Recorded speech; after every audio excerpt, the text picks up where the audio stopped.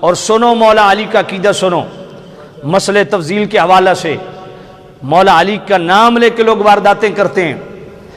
مولا علی کا عقیدہ سنو، مولا علی کس کو فضیلت دیتے ہیں؟ کیا مولا علی یہ نہیں جانتے تھے کہ حضور نے فرمایا فاطمہ میرے جگر کا ٹکڑا ہے؟ بات سمجھ نہیں آئی ہے؟ تو مولا علی پھر کیوں کہہ رہے ہیں؟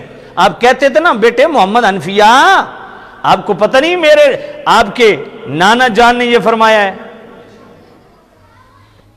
بلکہ محمد بن حنفیہ حضرت فاطمہ زہرا کے بیٹے نہیں ہیں، وہ دوسری شادی سے ہیں، لیکن یہ کہہ تو سکتے تھے نا علی کہ تو میرا بیٹا ہو کہ تجھے یہ مسئلہ پتہ نہیں ہے کہ حسنین کریمین کی والدہ کے متعلق میرے نبی نے فرمایا فاطمہ تو بضعۃ منی؟ سمجھ نہیں ہے آپ کو؟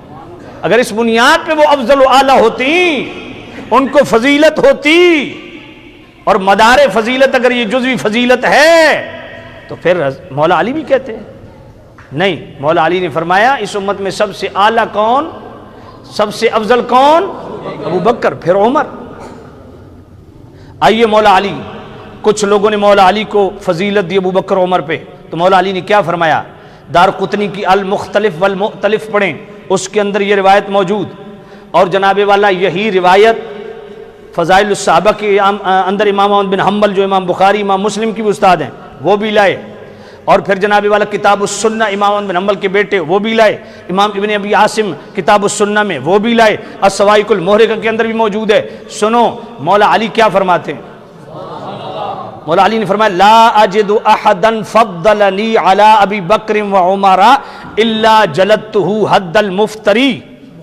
مولا علی نے فرمایا میں نے جس کو دیکھا کہ وہ مجھے ابو بکر و عمر پر فضیلت دیتا ہے تو میں وہ مفتری ہے، وہ جھوٹا ہے، میں اس کو اپنے ہاتھوں سے 80 کوڑے لگاؤں گا۔ یہ مولا علی کا فرمان نہیں ہے۔ اور پھر صحیح الرجال حدیث ہے، پڑھو امام ذہبی کو، حدیث بھی صحیح ہے۔ اس افضلیت پہ تو الحمدللہ میرے اعلیٰ حضرت نے اتنا کام کیا ہے جس کی کوئی انتہا ہی نہیں۔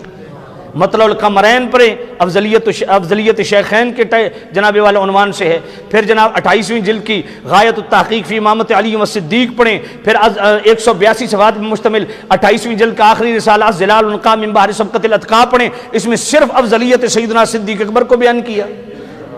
اور جناب یہ جو 28ویں جلد ہے نا فتاوی رضویہ شریف کی، اس کا صفحہ 675 کھولیں، اس کے اندر میرے اعلیٰ حضرت نے پورے اس عنوان کو جناب والا جب اس کا خلاصہ بیان کیا نا تو فرمایا یہ کیا یہ مولا علی کا فرمان نہیں ہے؟ مولا علی کیا فرماتے ہیں؟ فرمایا میں نے جس کو دیکھا جو مجھے ابو بکر پہ فضیلت دیتا ہے میں اس کو 80 کوڑے لگاؤں گا۔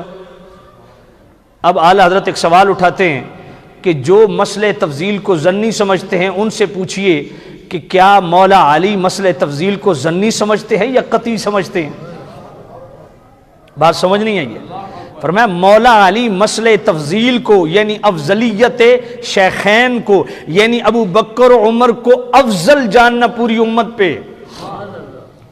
فرمایا مسئلہ تفضیل میں فرمایا مولا علی تو اس کو مفتری قرار دے رہے ہیں اور 80 کوڑوں کی بات کر رہے ہیں، فرمایا میں اس کو 80 کوڑے لگاؤں گا۔ تو اعلیٰ حضرت فرماتے ہیں اس سے پتہ چلا کہ حضرت سیدنا مولا مرتضیٰ مشکل کشا شیر خدا کرم اللہ تعالی وجہ الاسنا آپ مسئلہ تفضیل کو ظنی نہیں سمجھتے تھے، قطعی سمجھتے تھے۔ قطعی سمجھتے تھے تبھی حد جاری فرما رہے ہیں۔ بات سمجھ آ رہی ہے کہ نہیں آ رہی؟ اب ایک مسئلہ میں ضرور عرض کروں گا جو لوگوں کو غلط فہمی ہوئی ہے کہ فلاں جناب ہستی ہے ہمارے سروں کے تاج جو بھی ہے چاہے آل بیت میں چاہے صحابہ میں وہ مولا علی کو فضیلت دیتے تھے، تو ان کے متعلق کوئی ایسی جناب والا معاملہ نہیں ہے، وہ بھی میں سمجھا دیتا ہوں۔ اعلیٰ حضرت نے بیان فرمایا، اعلیٰ حضرت فرماتے ہیں کسی کا بھی قول اگر مسئلہ تفضیل میں افضلیت مولا علی پہ ہے تو ان کا قول خطا پہ مبنی ہے اور وہ قول کرنے والا خاطی ہے، کیونکہ میرے نبی کا فرمان ہے اے اللہ حق ادھر پھیر دے جدھر علی ہے، تو حق ادھر ہی ہے جدھر علی ہے۔ تو جناب والا صرف جنگ جمل جنگ صفین میں حق پہ مولا علی نہیں ہے، مسئلہ تفضیل میں بھی حق پہ مولا علی ہے، اور حق وہی ہے جو مولا علی خود بیان کر رہے ہیں۔ مولا علی خود بیان کر رہے ہیں، اور جنہوں نے مسئلہ تفضیل میں مولا علی کے معارض و مخالف قول کیا وہ درجے میں فضیلت میں عظمت میں فہم الدین میں وہ مولا علی سے نیچے ہیں۔ وہ مولا علی سے نیچے ہیں. ہم کہتے ہیں جناب جنگ جمل جنگ صفین میں آپ کہتے ہیں جو مولا علی کے مد مقابل ہوئے آئے ان سے خطا ہوئی, کیوں؟ حق پہ مولا علی. تو میں نے کہا صرف جنگ جمل اور جنگ صفین میں تو حق پہ نہیں ہے, مسئلہ تفضیل میں بھی حق پہ ہیں, مسئلہ خلافت میں بھی حق پہ ہیں. بات سمجھ نہیں آئی ہے؟ ایمان ابو طالب میں بھی حق پہ ہیں.